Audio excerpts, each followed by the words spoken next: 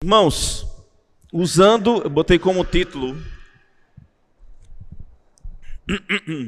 Usando os recursos. Nessa noite, gostaria de levar os irmãos à compreensão que diante das dificuldades na vida cristã, nós devemos utilizar os recursos que Deus nos dá. Ontem teve culto da mocidade aqui na igreja. E esse segundo refletor aqui estava queimado. Aí eu peguei um jovem, chamei ele, enquanto não começava. A gente botou a escada, a gente tinha umas ferramentas ali, encortador de fio, tinha fita, tinha uma parafusadeira.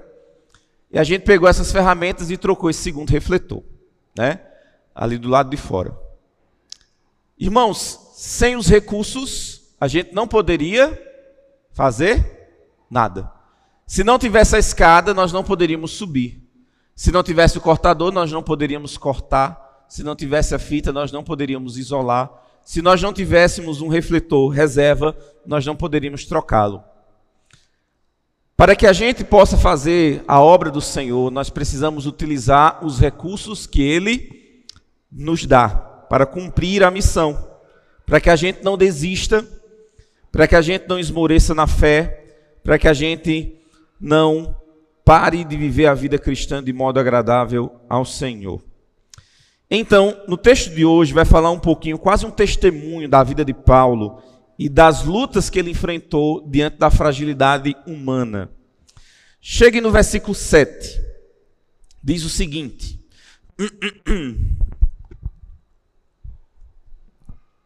Temos, porém, este tesouro. Que tesouro é? O tesouro do Evangelho, o tesouro da mensagem de transformação, de salvação por meio do Evangelho.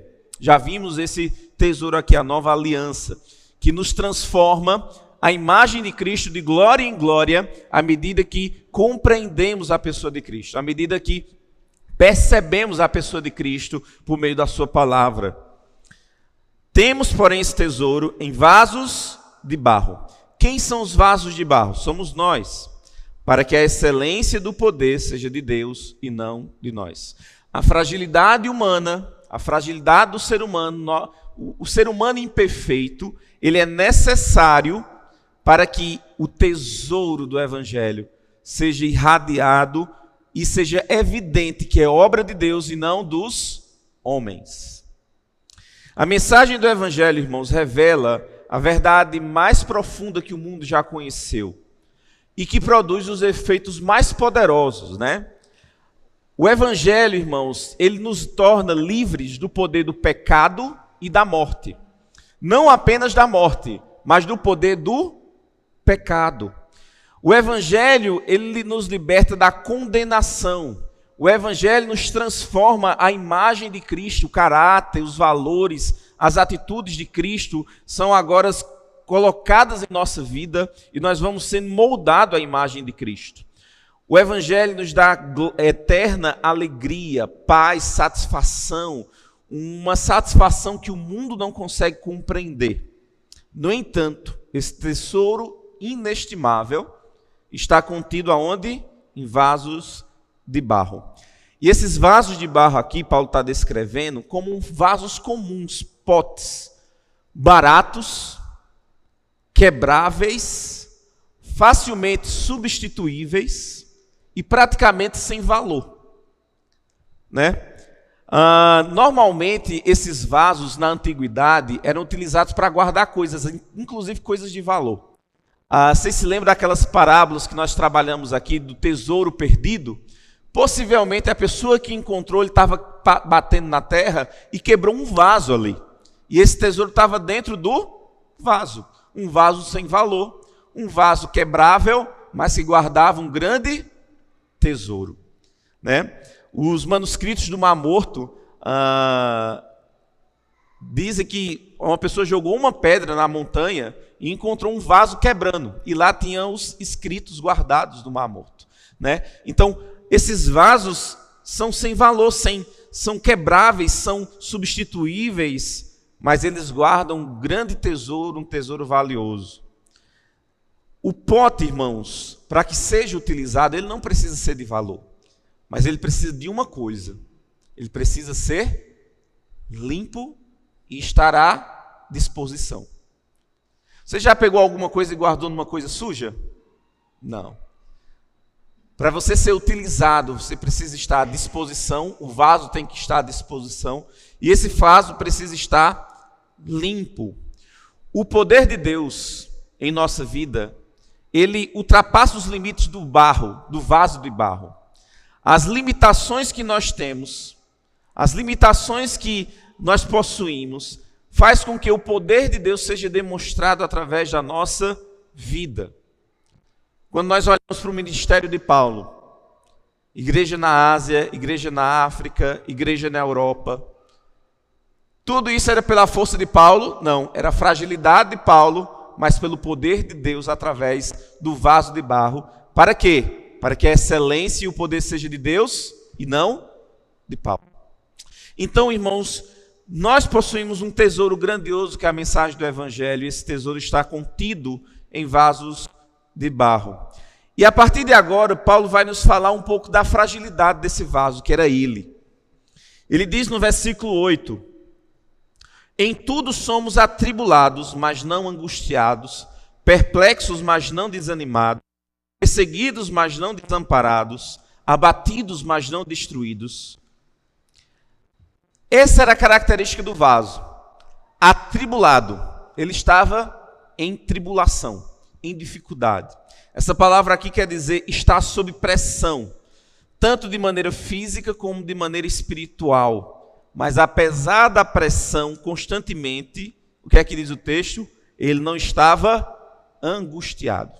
E é interessante que ele diz: em tudo somos atribulados. Há uma pressão em toda a minha vida. Você já chegou numa condição de dizer assim: rapaz, eu queria só um pouquinho de sossego, de tranquilidade. Paulo não tinha, ele dizia: em tudo eu estou pressionado. Não havia descanso. Havia uma pressão constante na vida de Paulo. Mas essa palavra aqui, angustiado, ele está dizendo: mesmo sob pressão, eu não estou confinado em um lugar apertado. Apesar da pressão, o ministério dele não estava engarrafado. Quando Paulo estava preso, ele estava sob pressão. Mas ele estava fazendo o que lá? Pregando. E pessoas estavam se convertendo. Então, mesmo diante da pressão, ele não estava parado. Aí ele diz assim: perplexo, e a palavra aqui para perplexo é como se fosse uma perda. E aqui tem um jogo de palavras em perplexo e não desanimado. Porque perplexo é perda e não desanimado no original quer dizer não uma perda total. Ele estava à beira da derrota, mas ele não estava derrotado. Não é assim muitas vezes na nossa vida? A gente dá cabisbaixo, mas a gente não está derrotado. Aí ele diz mais: perseguidos, e aqui a palavra perseguidos tem um sentido de ser caçado. Mas ele diz: não desamparado. Ele não estava só. O Senhor nunca deixou Paulo sozinho. Se lembra em 2 Timóteo? Ele diz o quê? Todos me abandonaram, mas o Senhor me assistiu. Então, mesmo que as pessoas estivessem caçando ele, aí aqui a gente tem uma imagem de um animal sendo caçado sozinho, vários caçadores. Ele diz o quê? Eu não estou só. Você pode estar sozinho, assim, visivelmente. Mas se você está com Deus, você está com Ele. E essa é a promessa que Ele nos faz, irmãos. Eis que eu estou convosco todos os dias. Talvez seu esposo, sua esposa não esteja com você naquele momento. Talvez seus filhos não estejam com você. Mas Deus, Ele está.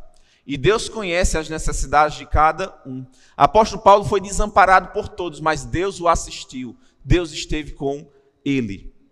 Abatido, mas não destruído. E é interessante aqui porque a palavra abatido é como se fosse jogado ao chão, jogado para baixo. E não destruído quer dizer arruinado ou como morto, mas não nocauteado. É como se fosse a imagem do boxe. Uma pessoa que levou um golpe, foi derrubado, mas ele não foi o quê? Nocauteado. Então ele está dizendo: isso acontece comigo, mas Não aconteceu até nesse nível. Isso acontece comigo, mas eu tive essa atitude. Essa é a fragilidade do obreiro. Ele estava abatido, ele foi nocauteado, mas ele não foi derrotado. E mais à frente a gente vai fazer a pergunta: apóstolo Paulo, como é que você conseguiu, na fragilidade do ser humano, não ser abatido diante de tantas pressões? Ele fala de pressões externas, pressões internas. Ele era perseguido, ele saiu fugido num cesto, ele passou por um naufrágio, ele levou chicotada, ele foi humilhado, ele foi, vamos dizer assim, zombado. Ele sofreu tantas coisas, perigo entre os falsos irmãos, entre os patrícios, né? Mas e mesmo assim, isso não o parou. E a gente se pergunta: Paulo, nessa fragilidade do seu corpo, como é que você conseguiu? A gente vai ver mais à frente. Irmãos, o sofrimento não era apenas físico, mas o sofrimento dele também era o quê? Emocional, psíquico e espiritual. Ele diz: além de todas as coisas, a preocupação com todas as igrejas. Não há quem sofra que eu não sofra junto, né? Então o apóstolo Paulo tinha um sofrimento que não era apenas físico, não era apenas as chicotadas, não era apenas as algemas, não era apenas isso, mas era um sofrimento emocional, né? A gente hoje fala muito sobre a parte não material, a parte emocional, a parte da alma, né? Apóstolo Paulo já falava sobre isso, porque o relacionamento humano leva a um sofrimento emocional também, né? Então o sofrimento de Paulo não era apenas físico, mas emocional. O corpo e a alma sofriam. Então, irmãos, diante desse sofrimento, apóstolo Paulo vai manifestar algo que vale a pena nesse sacrifício. A gente faz a pergunta assim: será que vale a pena realmente? Aí ele diz: vale muito a pena. Mesmo você tendo todas essas características de sofrimento, vale muito a pena. E o que é que vale a pena? É manifestar a vida do Senhor em nossa vida através do sacrifício. Apóstolo Paulo se sacrificava em prol dos irmãos, para que Deus fosse glorificado. Versículo 10, ele diz o seguinte: trazendo sempre por toda parte a mortificação do Senhor no corpo, para que a vida de Jesus se manifeste também em nosso corpo. Assim nós que vivemos, e quem são esses que vivemos? Os redimidos, aqueles em que a vida de Cristo habita. Os redimidos, estamos sempre entregues à morte por amor de Jesus, para que a vida de Jesus se manifeste também na nossa carne mortal. Paulo, de fato, morria todo dia, ou corria o perigo de morrer fisicamente todo dia. Para quê? Para que a preocupação de Cristo com os irmãos, ou com a missão, fosse manifestada através da vida de Paulo, né?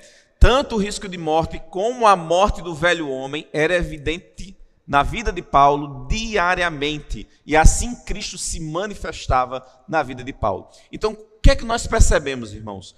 Cristo se manifesta na nossa vida quando nós sacrificamos a nossa vida em prol da obra do Senhor. Conseguem perceber? É por isso que nós não devemos ser acomodados na nossa vida cristã. É por isso que nós não devemos ser preguiçosos espirituais na vida cristã. É por isso que nós devemos sair da nossa zona de conforto. Porque se não sairmos, Cristo não vai ser evidenciado pela a nossa vida. Versículo 12. De maneira que em nós opera a morte. Por que operava a morte? Porque ele estava correndo o risco de morte constante. Mas para quê? Mas em vós a vida. A morte na vida de Paulo, ou o sofrimento que ele tinha, ou os perigos de morte, fazia com que tivesse frutos, fazia com que frutificasse na vida de outras pessoas a vida. Você se lembra daquele texto? Pobres, mas enriquecendo a muitos. Era algo que poderia ser aplicado à vida de Paulo. Versículo 13. Temos, portanto, o mesmo espírito de fé, como está escrito. Criei, por isso falei. Nós também cremos, por isso também falamos. Irmãos, Percebam a verdade desse versículo. A atitude de alguém é resultante naquilo que essa pessoa confia. Aquilo que nós cremos se manifesta naquilo que nós fazemos. Você tem filho. E você entende que a coisa mais importante, o legado mais importante para o seu filho é a palavra de Deus. Se você acredita nisso, qual é a sua atitude? Ensinar a palavra de Deus. Se você entende que o inferno é real e que pessoas estão indo para o inferno, se você crê nisso, qual é a sua atitude? Falar do Evangelho. Agora é interessante que o oposto nos faz refletir uma coisa. Se nós não falamos, será que nós cremos? Ele está dizendo, eu criei, por isso falei. Eu criei, por isso eu tive essa atitude. Bateram no meu carro. Eu entendo que aquilo é um bem material, que Deus está no controle de todas essas coisas. Eu entendo que aquilo é passageiro, que aquilo não tem valor algum. Isso vai se manifestar como?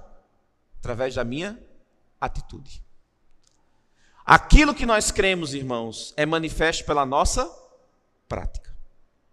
É isso que Tiago nos ensina. Abraão creu, e o que foi que ele fez? Ele saiu. Sai da tua terra, da tua parentela. Ele creu, então ele fez o quê? Ele saiu. A Bíblia diz lá em Romanos, com o coração se crê, e com a boca se faz confissão, porque todo aquele que crê não será confundido. Se alguém acredita que foi redimido, ele vai ter o prazer de dizer, eu fui resgatado. Mas se alguém se envergonha, há uma grande possibilidade de que essa pessoa nunca tenha sido resgatada. Então, irmãos, a nossa confiança nos leva a ter uma atitude. Se não temos anunciado, será que temos crido? Outra coisa está acontecendo no nosso coração? Examinem-se. Ontem eu estava falando para os jovens sobre o teste de DNA. A Bíblia nos manda fazer um teste de DNA. Examinai a si mesmo. Versículo 14. Sabendo que o que ressuscitou o Senhor Jesus, nos ressuscitará também por Jesus. E nos apresentará convosco. Ele tinha essa esperança. Paulo sofreu na mão de homens maus por causa de sua identificação com Jesus Cristo. Os que odeiam o Senhor perseguem o povo do Senhor. Portanto, os sofrimentos de Paulo, irmãos, não eram um sinal de desagrado de Deus, eram, na verdade, uma forma de honra. O sofrimento do crente é um sacrifício intencional que resulta no poder de Deus que está sendo manifestado na sua vida. Qual é o objetivo de tudo isso, do sofrimento da nossa vida por causa da nossa identificação com o Senhor? Qual é o objetivo? O objetivo nós vamos ver a partir do versículo 15, e é o grande incentivador da nossa vida. O grande incentivador, o objetivo, é pensar no outro. Versículo 15. Porque tudo isto é por amor de vós. Ele está dizendo, eu estou abatido, estou perplexo, né? Eu sou perseguido. Tudo isso acontece por causa de quê? Por amor de vós. Para que a graça multiplicada por meio de muitos faça abundar a ação de graças para a glória de Deus. Irmãos, esse versículo aqui, se a gente puder compreender ele, muda a nossa vida. Por que eu me sacrifico para o bem do povo de Deus?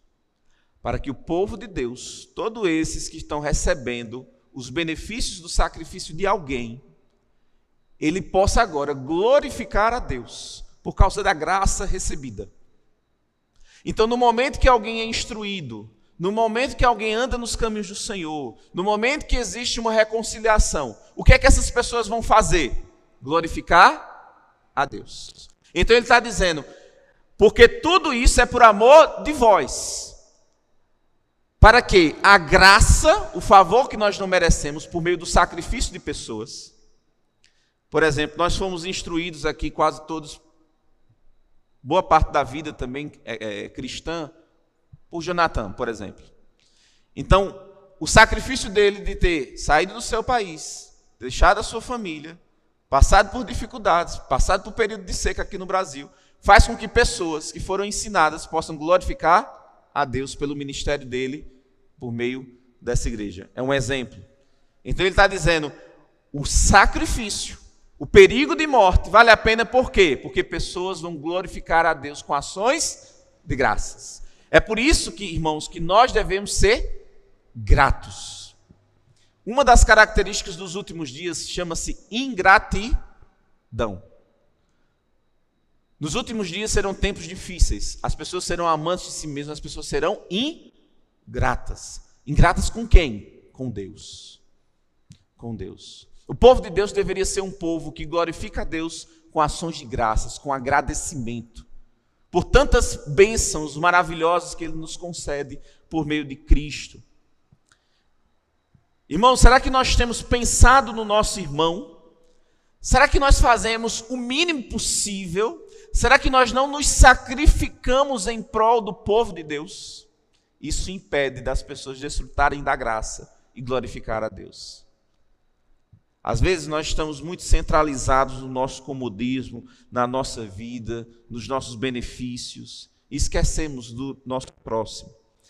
Temos pensado em como glorificar a Deus através de uma vida de sacrifício.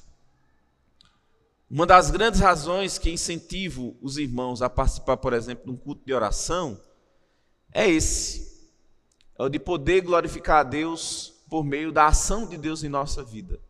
Em 2 Coríntios 1:11, o apóstolo Paulo diz o seguinte: ajudando-nos também vós com orações por nós, pedindo à igreja de Corinto. Para quê, Paulo?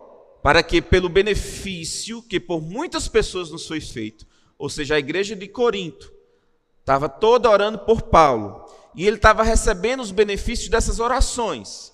Então, a partir dessas pessoas que estavam orando, vai ter um efeito agora diferente. Agora as pessoas vão agradecer a Paulo. Por muitas também sejam dadas graças a nosso respeito. Deus é glorificado quando a igreja reconhece a bondosa mão de Deus na nossa vida. Seja através do sacrifício, seja através da resposta de oração. Irmãos, é maravilhoso você chegar e dizer assim: Deus fez isso na minha vida. Deus atendeu a minha oração. E todo mundo dizer amém. Louvado seja o nome do Senhor. E a igreja estava fazendo o quê? Glorificando a Deus. Então, o grande incentivador de nos arriscarmos, de nos desgastarmos, é o quê? O bem uns dos outros e a glória de Deus. Só que para que isso ocorra, irmãos, nós temos que aprender algo. O apóstolo Paulo diz o seguinte, em Filipenses: aprendi a viver contente em toda e qualquer circunstância. Tem um aprendizado que nós precisamos aprender. Nós precisamos, irmãos, aprender a resistir. A vida para os crentes nesse mundo caído é uma mistura de alegria e tristeza, de bênção e sofrimento, de triunfo e tragédia, né? Aqueles que são capazes de lidar com essas dificuldades na vida são aqueles que aprendem a suportar. Essa passagem que nós vamos ler agora, irmãos, revela os meios para enfrentar a vida como Paulo fez, de modo a sermos aflitos ou atribulados em todos os sentidos, mas não ficar angustiados. De modo a ficarmos perplexos, mas não desesperados, perseguidos, mas não desamparados, abatidos e não destruídos. Como é que nós podemos resistir ao ponto de não sermos destruídos? Todos os salvos podem aprender com o exemplo de Paulo agora. Como suportar a solidão, como suportar a decepção, como suportar a dor, como suportar a perseguição, né? E nós vamos aprender isso nesses versículos seguintes. Ele exorta os crentes, irmãos, a valorizar a força espiritual sobre a força física, o valor no futuro sobre o presente e o valor das realidades eternas sobre as realidades temporais. Versículo 16 fala sobre a força espiritual sobre a força física. Versículo 16 diz o seguinte: por isso não desfalecemos, Mas ainda que o nosso homem exterior se corrompa, o interior, contudo, se renova dia em dia. Irmãos, apóstolo Paulo, ele poderia suportar qualquer coisa física, porque ele estava preocupado com as coisas espirituais. Ele se desgastava fisicamente com chibatadas, com prisões. O servir ao Senhor, irmão, desgasta a gente. Tem pessoas que ficam mais velhas antes do tempo na obra do Senhor. E é por isso que ele está dizendo, embora o nosso homem exterior se corrompa, se destrua, o nosso corpo, quando vai envelhecendo, ele vai ficando mais frágil. Mas a obra do Senhor faz com que a gente, o quê? Se fragilize também. Se desgaste. Eu me lembro de uma frase de um pastor missionário, Paul Washer, ele dizia o quê? Eu tenho 40 anos, meu corpo dói todo. Meu corpo dói todo. Irmãos, há um desgaste, mas o que é que ele está dizendo? O que é que o motiva a permanecer? O interior é renovado. O espiritual está vivo, está fortalecido, né? Ainda que o homem exterior se corrompa, não só por causa do processo normal do envelhecimento, mas também por causa da vida árdua que tinha por causa do ministério. O apóstolo era velho antes do seu tempo, desgastado por causa da obra de Cristo. O apóstolo Paulo lá em Gálatas fala o quê? Eu trago as marcas de Cristo no meu corpo. Vocês acham que uma pessoa que leva chibatadas, ele não está mais fragilizado que quem não leva, não? Uma pessoa que sai fugido, que sofre naufrágio, ele não está mais fragilizado do que uma pessoa que vive tranquilamente. Mas ele está dizendo, contudo, o interior se renova. O que alegrava Paulo era ver pessoas sendo formadas à imagem de Cristo. Mesmo que o seu corpo se desgastasse, ele estava focado naquilo que é espiritual. Ele dizia, eu sofro dores de parto até ver Cristo formado em vós. O nosso desejo como igreja é ver cada irmão à estatura de Cristo. Por mais que isso nos desgaste emocionalmente, espiritualmente, psicologicamente. Por mais que isso traga risco de vida, risco ao nosso corpo. Nosso objetivo é o quê? Os frutos espirituais. Então, como é que Paulo passou por esses momentos de dificuldade? Ele passou por fome, ele passou por insônia, ele passou por doenças, né? Mas Paulo olhava para aquilo que era espiritual. Uma segunda coisa que fez Paulo não esmorecer, ou não parar na caminhada cristã e no seu ministério, foi o valor futuro proporcionado pelo sofrimento presente. Versículo 17. Porque como ele viu o sofrimento dele, uma pessoa que foi chicoteada, uma pessoa que foi perseguida, uma pessoa que sofreu naufrágio, uma pessoa que foi presa, uma pessoa que foi humilhada, uma pessoa que não foi reconhecida. Ele está chamando tudo isso de quê? Nossa leve e momentânea tribulação. Por que ele chama de leve e momentânea tribulação? Por causa do que ele vai dizer mais à frente. Essa leve e momentânea tribulação produz, ou seja, o sofrimento, ele produz algo, irmãos. Ele está dizendo, é bom sofrer por causa de Cristo, porque sofrer por causa de Cristo produz algo. O quê? Produz para nós um peso eterno de glória muito excelente. Então ele tinha como alvo o futuro e via os sofrimentos por causa de Cristo como um ganho. Por isso que ele dizia, para mim o viver é Cristo e o morrer é lucro. Ele ganhava à medida que ele padecia por causa de Cristo.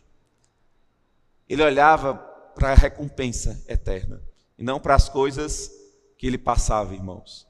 É que nem um pai de família que pensa assim, rapaz, vou fazer um serão, vou trabalhar fazendo a casa da minha família. Ele pensa o quê?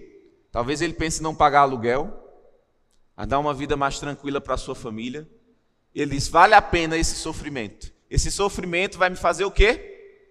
Alcançar alguma coisa.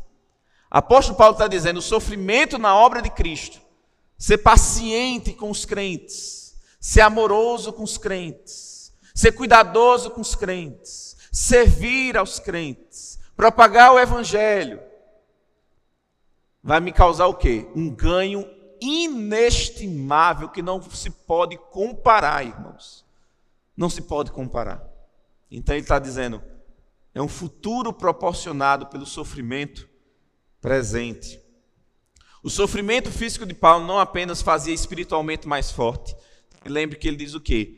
Me gloriarei nas minhas fraquezas, pois quando eu sou fraco, eu sou forte. Então o sofrimento físico dele não apenas fazia ele forte espiritualmente, mas também enriquecia sua recompensa eterna.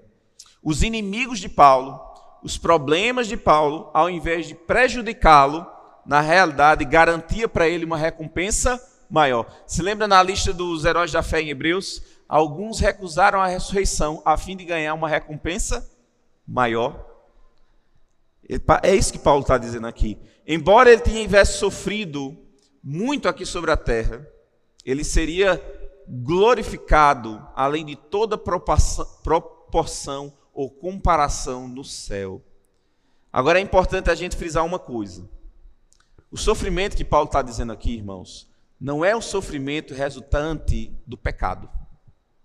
É o sofrimento resultante em se conformar à imagem de Cristo e dar a sua vida para servir a Cristo. Não é o sofrimento resultante do pecado, mas é a sua identificação com o Senhor Jesus Cristo. E por fim, apóstolo Paulo valorizava aquilo que era eterno sobre aquilo que era temporário. Era perseguido, mas ele não era abatido. Existem várias ordens do Senhor na palavra sobre o nosso foco. E a gente vai ver alguns. Mas observe o versículo 18. Não atentando nós nas coisas que se veem, não se preocupando nós com as coisas que se veem, não ligando nós para as coisas que se veem, mas nas que se não veem. Porque as que se veem são temporais, e as que se não veem são eternas. Qual é o foco da nossa vida? Será que nós pensamos naquilo que é temporal ou naquilo que é eterno? Apóstolo Paulo chamou os filipenses a se concentrar na sua pátria que está nos céus, de onde também nós aguardamos o Senhor Jesus Cristo, que transformará o nosso corpo abatido de humilhação para ser conforme o corpo de sua glória, pela capacidade que ele tem de sujeitar todas as coisas a si. Então ele está dizendo, foquem na sua pátria celestial. Você está preocupado muito com sua casa? Pense nos tesouros eternos. Pense em juntar tesouros nos céus, né? Ele fala aos Colossenses, pensai nas coisas do alto e não nas coisas da terra. Como é que nós pensamos nas coisas do alto, irmãos? Naquilo que tem valor eterno, naquilo que tem uma recompensa eterna, naquilo que não interfere apenas na nossa vida aqui, mas interfere na eternidade, naquilo que vai nos levar para algo que não tem fim.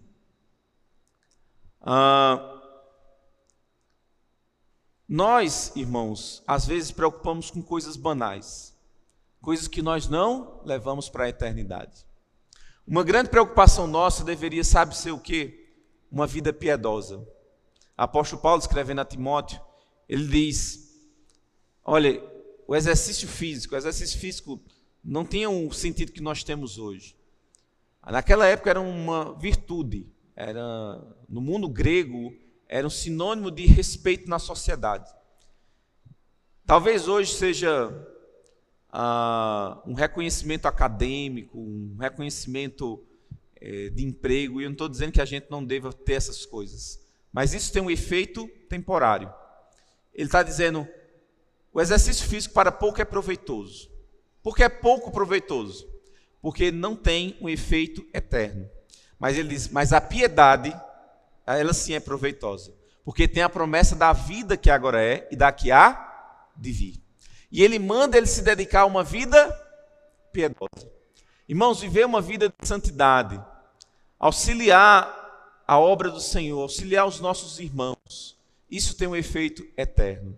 ser um consolador, consolar as pessoas por meio da palavra, ser um incentivador, investir na obra do Senhor, tem um ganho eterno. Investir na alma das pessoas, levar pessoas a Cristo, tem um ganho eterno. Mas muitas vezes nós não temos tempo para aquilo que é eterno, porque nos preocupamos e nos dedicamos de maneira demasiada àquilo que é temporário.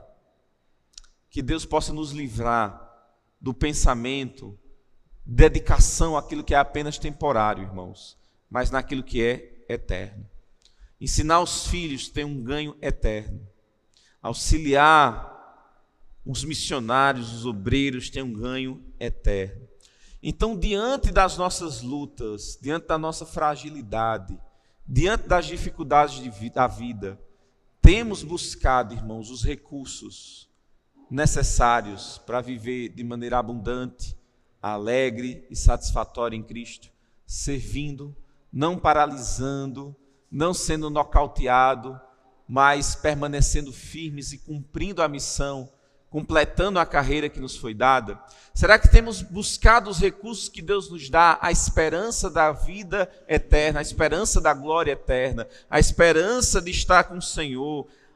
Temos focado nossa atenção para aquilo que é eterno, temos focado a atenção naquilo que é nossa recompensa eterna? Ou nós temos pensado apenas nesse mundo caído, nesse mundo pecaminoso, que nos dá tantas decepções e tristezas?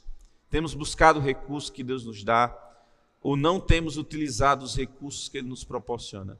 Se nós não utilizarmos o recurso que Ele nos proporciona, a gente tem a certeza, não vai fazer aquilo que Ele deseja. A gente vai paralisar na vida cristã. A gente vai se tornar inoperante. A gente vai se tornar infrutífero. Mas quando nós olhamos, a Bíblia diz que cada um vai ser apresentado diante de Deus. Que nossas vidas vão ser apresentadas diante de Deus. O que fizemos de bom e de mal por meio do corpo. O apóstolo Paulo diz aqui, eu coloco o meu corpo como morte, eu mortifico o meu corpo. Né? É interessante que na época de Paulo havia um ensino chamado dualismo, que já vinha dos gregos, Platão, Descartes, que era o quê? O corpo é mau, a alma é boa. Então tudo que envolve o corpo é sem importância, e tudo aquilo que envolve o intelecto é importante. O apóstolo Paulo não é adepto dessa ideia. Ele está dizendo, por meio do corpo, há uma redenção da alma e do corpo. O corpo deve glorificar a Deus. A nossa vida deve glorificar a Deus. E nós receberemos um corpo glorificado que vai glorificar a Deus. Uma turma na época de Cristo que não acreditava na redenção do corpo eram os saduceus. Eles não acreditavam em ressurreição. Mas nós, irmãos, acreditamos na redenção do corpo. Então a nossa vida, o nosso corpo, ele deve glorificar a Deus com aquilo que fazemos, com aquilo que falamos, com aquilo que nos dedicamos, com aquilo que nos esforcemos. Né? Então, nossa vida, ela deve como um todo glorificar a Deus. E como vamos glorificar a Deus? Tendo o foco da nossa vida naquilo que é eterno, na esperança eterna. É assim que nós vamos amar uns aos outros, apesar dos erros, apesar das falhas, apesar das dificuldades. É pensar, essa pessoa foi redimida, essa pessoa vai ser como Cristo, essa pessoa vai ser perfeita ao caráter de Cristo. Eu posso contribuir com isso. Eu posso dar a minha cara a tapa. Eu posso sofrer o dano. Eu posso levar a carga dele com ele, para que eu possa o quê? O sofrimento. Trazer uma recompensa que não traz comparação diante do sofrimento que nós temos. Então, irmãos, que nós possamos encher o nosso coração dos recursos, pensar na eternidade, pensar na glória, pensar naquilo que é atemporal, pensar na recompensa eterna e como o sofrimento dessa vida, o sofrimento na obra do Senhor proporciona isso, para que a gente possa manter firme e não desistir e não retroceder. Nós não somos daqueles que retrocedem, nós somos daqueles que continuam. Amém?